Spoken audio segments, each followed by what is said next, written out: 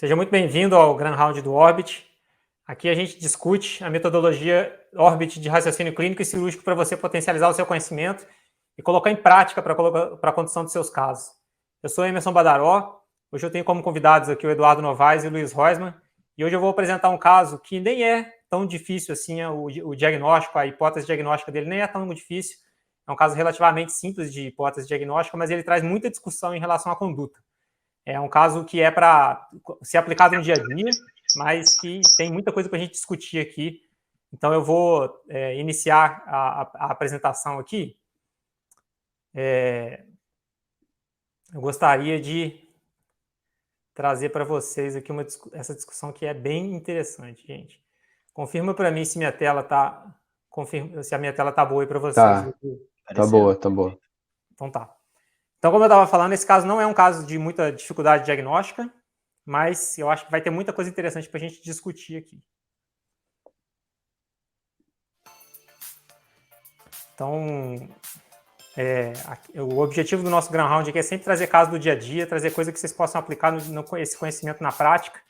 Não é o objetivo aqui trazer casos de alta complexidade, mas sim casos que você vai ver no seu consultório, casos que você vai ver na sua prática, e aí você vai lembrar do que a gente falou aqui e vai conseguir colocar esse conhecimento no seu consultório, na sua prática. Então, essa história que eu vou contar hoje é uma história que começa em 2017, tá?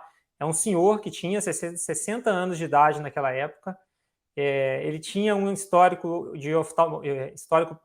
oftalmológico dele de nada demais. Ele tinha simplesmente feito uma cirurgia de catarata em 2016, aos 59 anos de idade. Não tinha nenhum histórico pessoal de patologias prévias. E a queixa principal dele era era uma queixa de baixa de visão no olho esquerdo e de floaters recentes.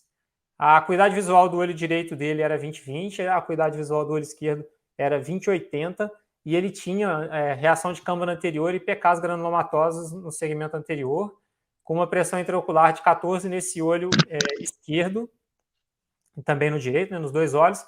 A fundoscopia do olho direito não tinha nada demais, e no olho esquerdo era um aspecto bem clássico, ele tinha uma lesão de corioretinite com sinal agudo em atividade, com sinal de farol de neblina, e eu fazendo diversas sorologias dele, ele já veio direto com uma sorologia positiva para toxoplasmose com IgM positivo. Então, ele, nessa fase do tratamento das hipóteses diagnósticas, eu abri o leque inicialmente de várias hipóteses de uveíte, mas o fato dele já vir com um quadro bem clínico, bem compatível com toxoplasmose e um IgM positivo, já não trouxe muita dúvida do que era para ser feito. Eu instituí o tratamento com Bactrim por 6 semanas para ele. Ele teve uma boa resposta. E esse daqui eu vou apresentar já a foto do pós-tratamento, tá? O olho direito é um fundo de olho relativamente inocente, sem grandes coisas para chamar atenção. E o olho esquerdo, depois que ele já tinha sido tratado, que essa foto que já é depois do tratamento, ele tinha essas diversas cicatrizes de corioretinite na região inferior. E uma coisa que eu quero já chamar atenção, porque é uma informação importante, é essa alteração de brilho macular, que à medida que a gente que eu fiz a avaliação com tomografia de coerência óptica, ele tinha uma discretíssima membrana epirretiniana, mas que não tinha grande repercussão anatômica. Ele tinha uma anatomia retiniana extremamente preservada e principalmente uma função visual muito boa também. Ele tinha acuidade visual de 20/25 com uma anatomia retiniana muito boa. Então, apesar do diagnóstico da membrana epirretiniana, que é até mais bem vista no corte vertical, na região superior à fóvea, não indiquei tratamento específico para essa membrana epirretiniana e o jogo seguiu. Não tive nenhuma conduta específica nesse caso.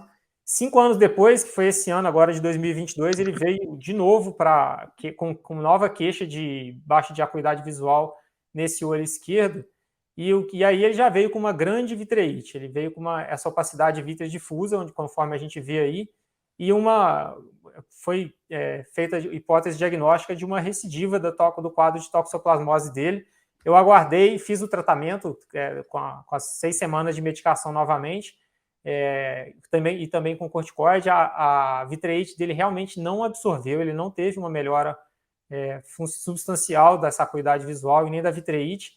E aí, por causa disso, eu resolvi fazer a intervenção com a vitrectomia, e é isso que eu vou mostrar aqui no vídeo para vocês.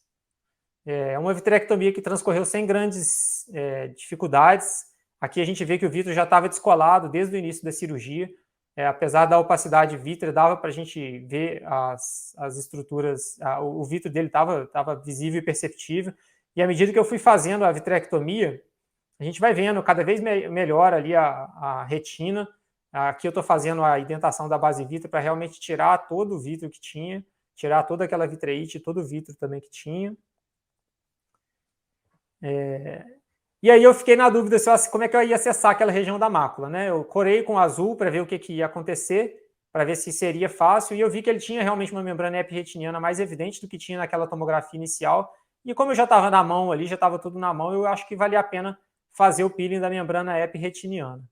E aí uma coisa que eu gostaria de chamar a atenção nesse vídeo, que você vê que é um peeling, que a membrana ep vem como um bloco, vem como um todo. E aí eu percebi que eu tirei um pedaço da membrana limitante interna junto, ela veio junto no mesmo momento. E aí, como eu já tinha tirado um pedaço da membrana limitante interna, eu acabei de tirar o peeling, fazer o peeling da membrana limitante interna também na região macular, sem estender muito, sem fazer um tratamento tão extensivo assim, mas eu acabei fazendo, e esse é o aspecto final do final da cirurgia.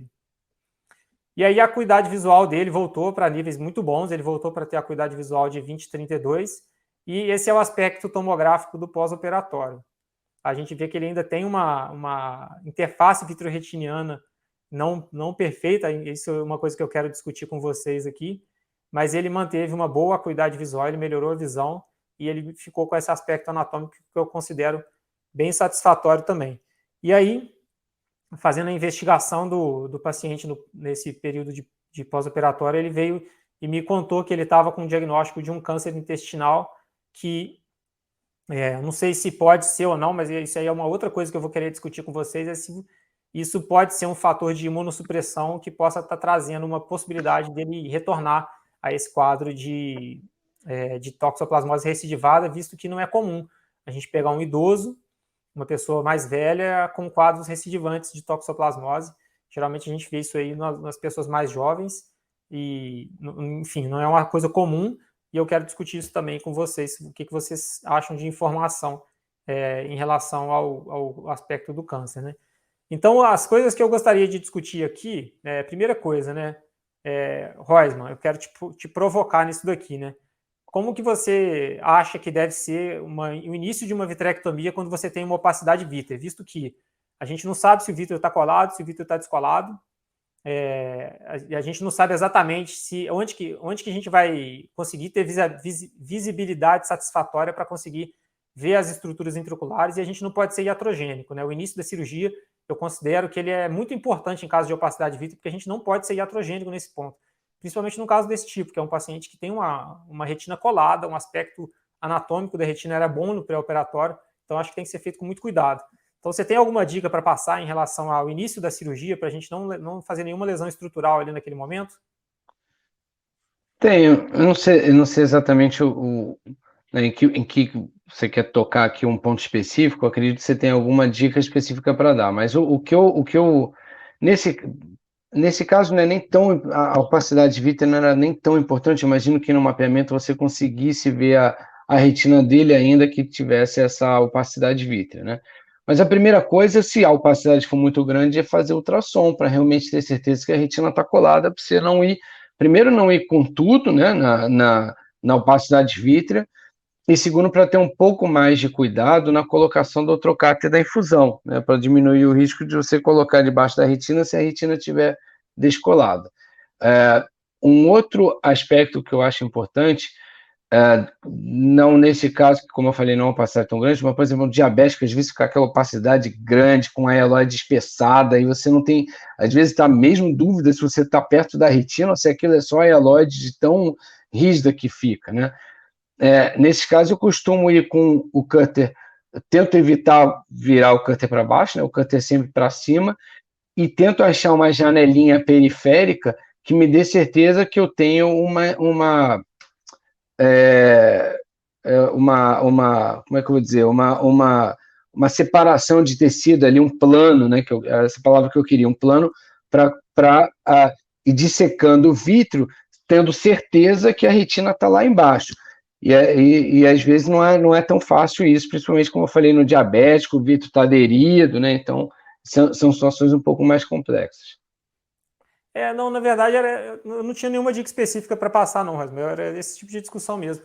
Entendi. O que eu queria dizer também é que, às vezes, no início da cirurgia, a gente não sabe exatamente onde está o instrumento, você não consegue ver exatamente onde está o seu cutter, e eu acho que é importante a gente entrar com ele mais anteriorizado. Esse paciente ele já era pseudofáscico, então não tinha risco de toque no cristalino.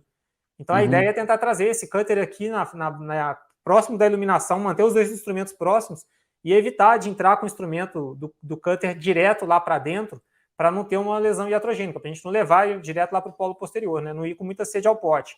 Tentar manter as estruturas, os nossos instrumentos na região mais anterior do olho, até que a gente tenha visibilidade suficiente para poder ir com segurança lá para trás.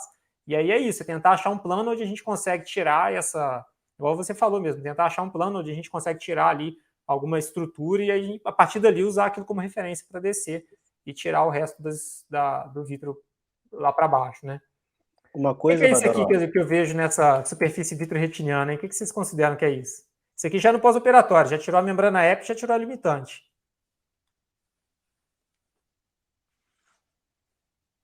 Vai, Edu. na verdade, eu queria fazer um comentário ainda antes da gente pular sobre a parte do vítreo. O que eu acho, Badaró? Tem algumas pessoas, a gente não costuma, né, fazer dessa forma, acho que não foi como a gente aprendeu, mas você pode começar fazendo a vitrectomia sem estar na visualização da retina. Você pode começar com a vitrectomia olhando pelo segmento anterior, né? Ele ali atrás da cápsula. Então isso, de uma certa forma, te auxilia. Uma coisa que eu costumo fazer muito, acho que o exemplo que o Rosman deu, talvez seja mais difícil, né, paciente diabético com mieloide muito dura, mas uma coisa que eu tento fazer, eu vou pela periferia e vou comendo, eventualmente até procurar tentar ver um vaso lá embaixo. Se eu vir um vaso lá embaixo, a única estrutura que a gente vai ver que tem vaso é a retina. Se está lá embaixo, fica mais tranquilo. Então, eu só queria acrescentar isso aí. Aproveitando, desculpa, Badaló, aproveitando isso que o Edu falou, não sei se na lista de perguntas você tem isso mais para frente, mas eu reparei que você colocou chandelier nesse caso, né? Ele não é o meu padrão para opacidade vítrea, como essa, toxoplasmose, ainda que tenha membrana epiretinal, não é o padrão que eu uso colocar chandelier, eu uso muito mais quando eu quero fazer uma cirurgia com duas mãos, né, com a mão livre da coisa, ou quando é um descolamento de retina, aí é meio que padrão eu usar chandelier. Por que você fez essa opção? Eu entendo que o shaving da base é importante, mas quando não tem descolamento, eu acredito que com as lentes atuais de visualização de vitrectomia, eu consigo entender, chegar ali perto da hora serrata e fazer um shaving da base satisfatório nesse paciente quando o problema não é descolamento e quando o shaving, vamos dizer, um shaving razoável é razoável, né? Não precisa ser aquele shaving cravado. Você tem alguma... Por que você fez assim? Rosman, na verdade, assim, eu acho que eu concordo com você que nem todo paciente precisa da gente fazer aquela vitrectomia de tirar tudo do shaving, né? Realmente não é essencial para todo mundo. E nesse caso aqui, eu não acho que ele tem uma patologia de tração, né? O problema dele não é tracional, muito pelo contrário, é opacidade vítreo. Ele já estava com o vítreo descolado e tal. Mas é uma forma de tirar o vítreo como um todo, de ter mais segurança que eu estou tirando. E para a qualidade da imagem do vídeo fica muito diferente. Se eu conseguir fazer com a chandelier, a imagem fica melhor, sabe? Esse é um dos motivos Bom. de eu ter feito com a chandelier, é isso também. Entendi. Enfim, outras coisas que eu queria discutir com vocês aqui, né? Deixa eu abrir aqui. Faz o peeling ou não? Primeiro eu quero discutir peeling da membrana epirretiniana, né? O segundo peeling eu considero ele extremamente questionável. O peeling da membrana limitante interna eu fiz, mas eu considero ele bem questionável. Mas a pergunta inicial lembrando aquele OCT inicial que eu mostrei lá atrás, né? Esse aqui, ó. Passei a mais aqui. Esse paciente aqui, isso aqui era um ACT antigo dele, tá? Eu fiquei um tempo sem ver esse paciente. Ele tinha uma membrana epirretiniana super discreta, que não tinha indicação nenhuma de tratamento. Depois, a próxima vez que eu fui ver ele estava desse jeito, ou seja, não tinha a menor condição de eu conseguir fazer uma tomografia de coerência óptica nesse ponto, e eu já caí direto para a cirurgia. Chegou na cirurgia, eu não consigo saber, pelo fato de eu não ter um OCT intraoperatório disponível ali naquele momento, eu não consigo saber se aquela membrana epretiniana ela é grande ou não, e se ela está atrapalhando a visão do paciente ou não. Eu corei e fiz o peeling. Vocês acham que era razoável não fazer e fazer no pós-operatório um OCT? Ou vocês fariam também já no primeiro momento esse peeling da membrana epretiniana? Padró, eu acho que é bem provável, tá? Levando em consideração que é um quadro de uveíte, principalmente uveíte pós-tóxico, a gente sabe que não é incomum a gente pegar aqueles pucker maculares em pacientes que têm uveíte, né? Então, acho bem provável que de 2017 até 2022, que foi agora que você viu o paciente, essa membrana tenha evoluído, tá? E eu acho que a forma como você fez de utilizar o azul e ver aquelas astrações, né, na superfície da retina, eu acho que isso dá uma grande ideia, né. E eu acho que sim. E se ele não tinha piorado tanto, eu acho que em alguns anos ele provavelmente ia progredir também, tá. Então eu sou a favor de fazer, e exatamente como você, eu só tiraria a limitante se realmente houvesse o que aconteceu aí, que geralmente não é incomum, tá. Porque como essas membranas elas são extremamente aderidas, né, muitas vezes quando você levanta a membrana epiretiniana, a limitante vem junto. Pois é. Eu não sou um entusiasta de fazer peeling de membrana limitante interna para muitos pacientes, não. Eu acho que tem umas indicações bem específicas para fazer. E não era minha ideia, tá? Minha ideia não era ter feito. A questão aqui é que na hora que eu tirei a membrana epretiniana, eu olhei, corei novamente, né, para saber se eu tinha realmente tirado a membrana ep toda. E foi uma surpresa para mim ver a retina dessa forma que está aí nessa imagem, né? Eu não esperava que eu fosse estar desse jeito. Mas a partir do momento que eu já tinha tirado um pedaço da limitante ali, eu acabei de fazer o peeling ali para não ficar uma coisa pela metade, né? Sim. Então Posso falar? Posso falar? pode, claro. Eu acho que, como você comentou antes, a utilidade de um ACT intraoperatório é nesses casos, né? Quando tem opacidade de vida, é o principal, né? Então, quando você, nas cirurgias submaculares, subretinianas, ele é muito interessante. E quando tem opacidade de vida, você não consegue, como terapia gênica, por exemplo, né? E na opacidade de vida, quando você não consegue saber como é que está a retina antes, para achar planos, enfim. Ninguém tem, né? Que são 3, 4 pessoas no Brasil que têm OCT intraoperatório, então não dá para contar com isso. Mas você tem como ter uma dica. Em 2017, você talvez tivesse só uma alteração do brilho macular, mas se colocasse uma lente de mácula ali na cirurgia, se tivesse uma grande distorção dos capilares perimaculares, daria para ter uma ideia ali né, de como é que está o status da membrana epiretiniana. Mas eu penso um pouquinho diferente de vocês, no sentido que eu concordo que a celeuma de tirar a membrana limitante interna, você não precisa fazer à toa, né? Porque se operou um diabético, tem que tirar a limitante interna. Eu acho que isso é fazer à toa. Mas na medida que você já tinha um componente tracional, que é uma membrana epiretiniana, eu teria tirado de qualquer forma essa limitante, tendo saído com o peeling da membrana ou não tendo saído com o peeling da membrana.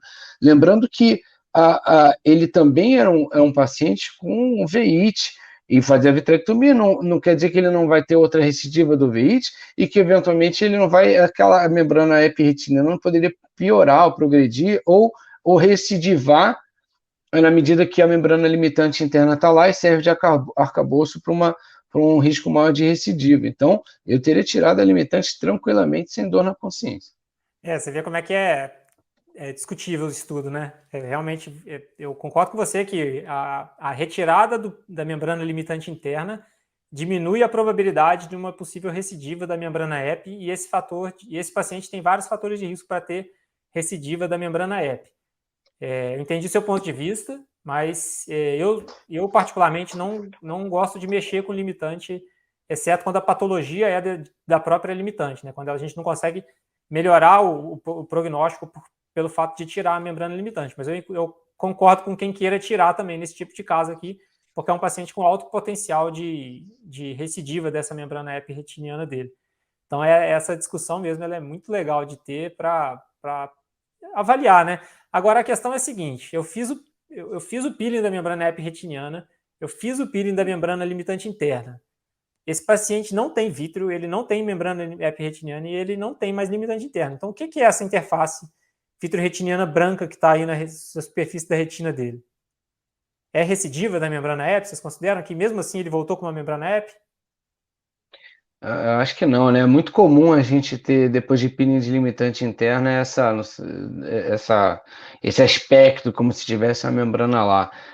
Ah, rapaz, é uma gliose de alguma coisa ali da superfície da retina que não é como se fosse um tecido cicatricial, eu acho, né? Não considero uma. Não é, e você vai acompanhar esse caso aí 30 anos, e 30 anos ele vai ter esse brilhozinho na superfície interna da retina e não vai voltar a ter a distorção e o aspecto tracional de uma membrana EP. O que eu penso aqui? Eu acho que, eu não sei quanto tempo tem isso aí depois da cirurgia, Badaró. Acho que muito pouco tempo para ter uma gliose, não sei. O que eu acho?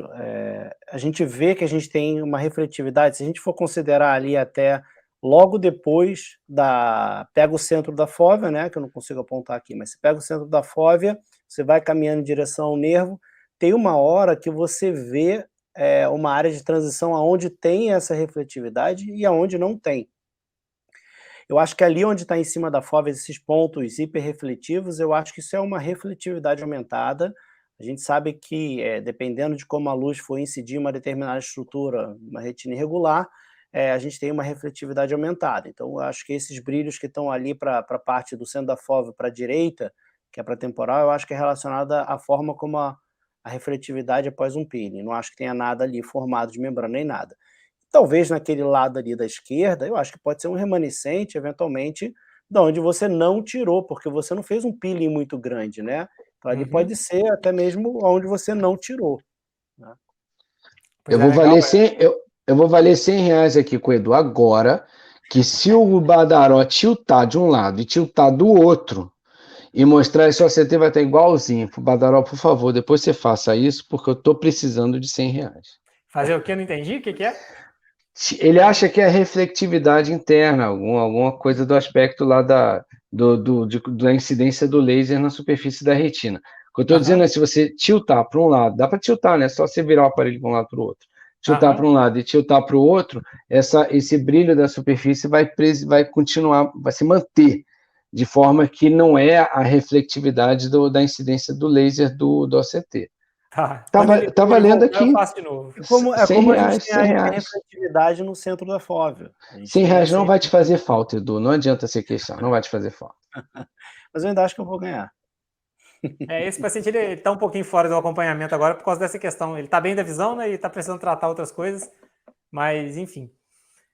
Aí eu até vou puxar um gancho aqui com o último Grand Round que a gente discutiu aqui. A gente falou sobre investigação em pacientes com oclusão de veia central da retina. A gente estava discutindo sobre isso no último Grand Round. Então, quem não assistiu esse caso que eu apresentei, volta no nosso programa aqui. Ele está disponível lá no canal do YouTube.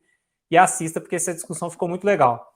Mas aqui é um paciente que eu quero discutir aqui com vocês. É um paciente que teve o primeiro episódio de uveíte com 60 anos de idade, né?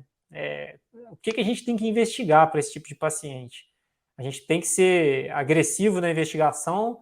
Uma sorologia infecciosa com uma IgG, uma IgM positiva é satisfatório para parar a investigação e considerar que isso já é satisfatório?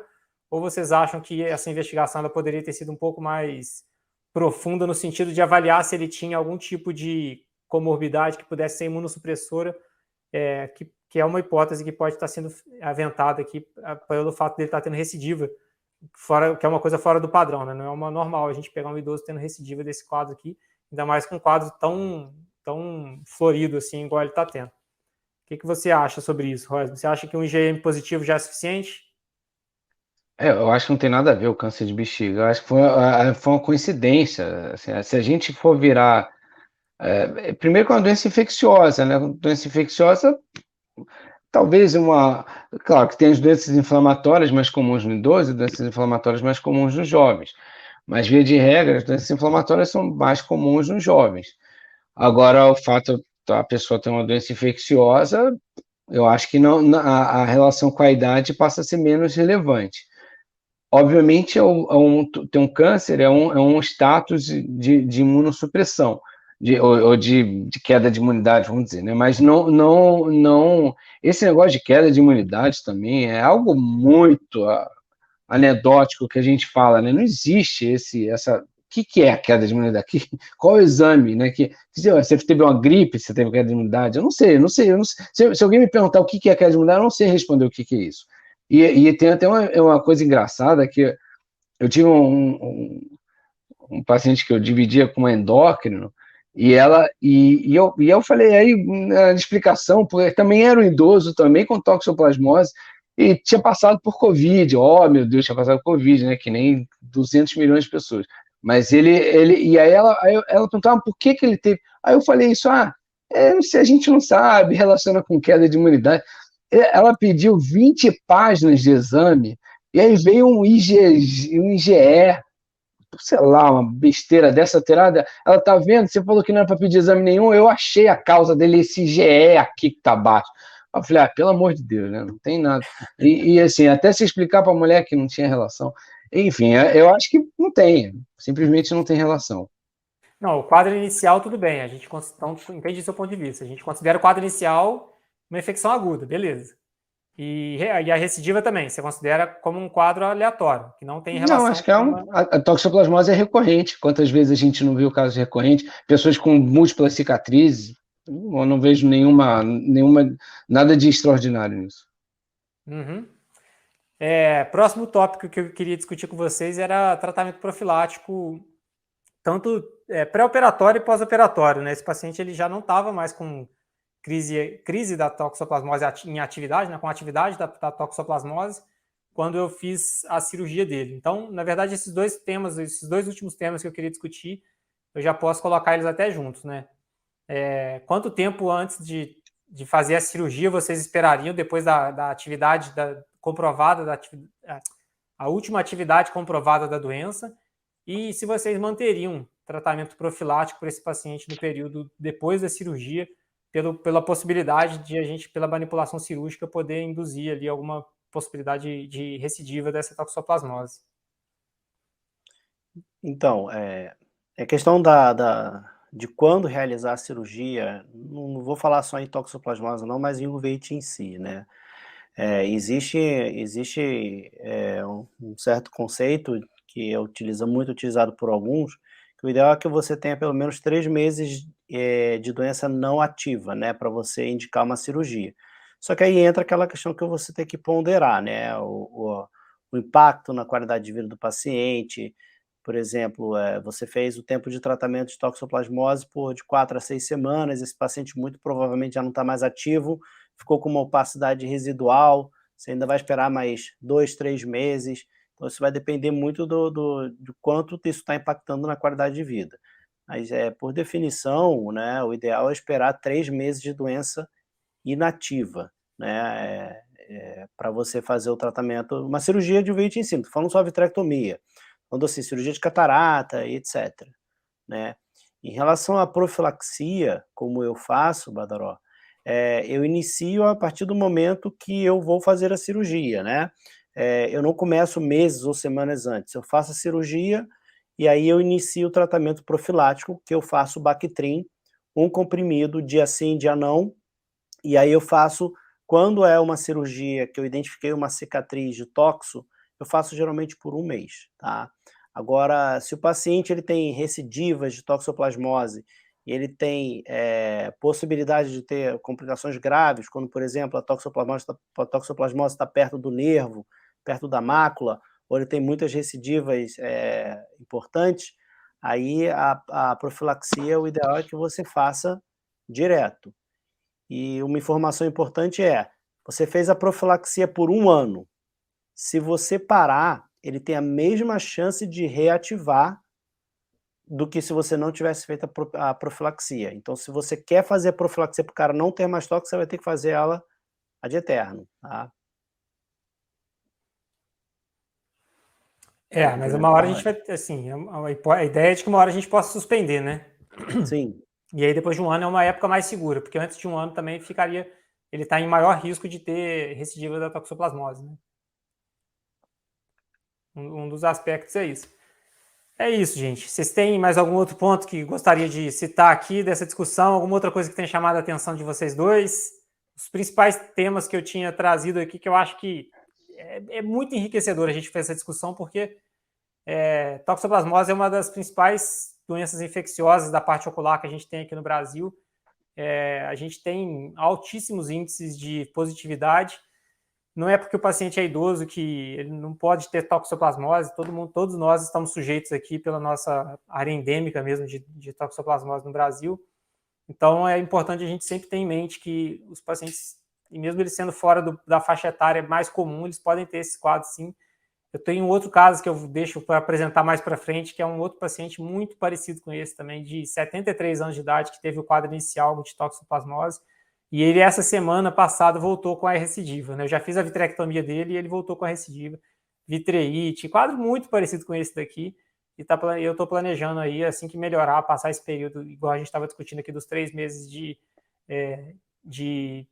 inatividade da doença, voltar e fazer a vitrectomia dele para poder melhorar de novo a visão. Vocês têm algum outro ponto que gostaria de falar aqui em relação a esse caso? Tem 2 comentários. Primeiro que, parabéns, eu farei o peeling igual você. Você falou em algum momento que você fez um peeling mais conservador. Não acho que o peeling foi conservador, você fez ali pelo menos 1 a 2 diâmetro de disco do centro da fóvea, então foi um peeling, e eu farei da mesma forma. Então, enfim, só para não é aquele peeling, né, perifovial, ele foi um peeling com a extensão normal. E um outro comentário que serve para, talvez não necessariamente para esse caso, que parece mesmo ser toxoplasmose, mas muitas vezes a gente tem dúvida, ou num paciente que não responde ao tratamento, a gente acha que é toxoplasmose, ou tem dúvida de ou a vitreite é muito grande e a gente não conseguiu ver direito a retina, e aí quer fazer uma vitrectomia diagnóstica ali para limpar e conseguir ver a retina, para se planejar, porque a uma oportunidade dessa para você fazer o PCR do material vítreo, do Moracosa, enfim, que é uma coisa que a gente faz muito pouco no Brasil, se faz muito nos Estados Unidos, e às vezes a gente, na ânsia de simplesmente tirar a vitrite e ver o que está na retina e fazer o diagnóstico clínico, perde essa chave aí, sei lá, uma toxo muito recidivante, você está desconfiado que talvez não seja toxo, que o aspecto lá da cororetinite não é nada demais para vitreite, é a chance que você tem de fazer um PCR, de estudar aquele vítreo de uma forma que a gente não faz comumente. E como que pede PCR, viu, Rosman? Você pede PCR normal, PCR para tuberculose, PCR para toxoplasmose, PCR para, sei lá, herpes. Até onde eu entendo, o PCR é o método do exame, não é relacionado ao material. Então, acho que eles conseguem fazer, com certeza, porque eu já pedi dessa forma e já consegui o resultado. Tá? Então, Aí o que você manda para o laboratório? Material vítreo, humor vítreo. Então, você aspira numa seringa, coloca ali na saída do trocata, e você acopla uma seringa ali e aspira aquele material que estiver vindo da cavidade vítreo no início da vitrectomia, não é isso? Perfeito. Como eu faço quando a gente faz no endoftalmite, quando quer fazer o estudo do vítreo no endoftalmite, né? Então você tira a mangueira da aspiração, desconecta, na verdade, né? Conecta uma seringa de rosca, quando você pisa, o vitreólogo vai fazer o cutter e aspira na manual, e às vezes a máquina fica parando, né, o costellation fica captando, mas você repete o cutter, repete a aspiração, vai aspirando, que vai enchendo aquela seringa de 5 ou de 10 com material vítreo, e manda aquilo ali, bota num vidrinho estéreo e manda para o laboratório. Isso, ótimo. Excelente ponto que tocou. Algum comentário final, Edu? Não, acho que foi ótimo, super bem conduzido. Provavelmente teria feito a mesma coisa também. Parabéns.